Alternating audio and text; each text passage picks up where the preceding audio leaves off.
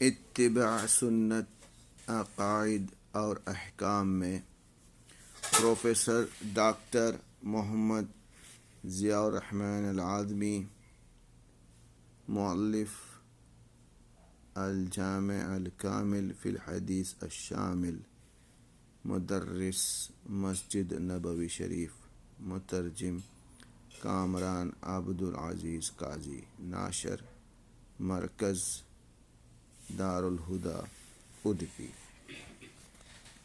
رسول اللہ صلی اللہ علیہ وسلم کی اطاعت کا حکم۔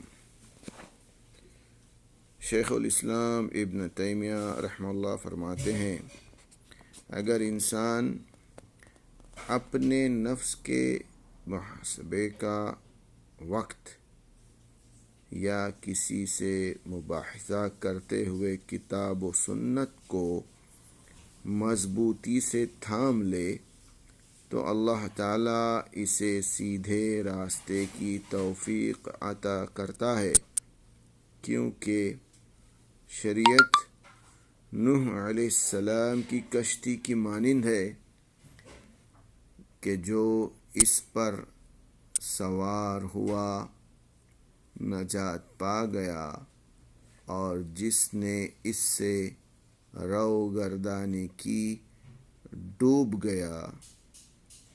درع تعارض العقل والنقل 1-234۔ جزاکم اللہ خیراً۔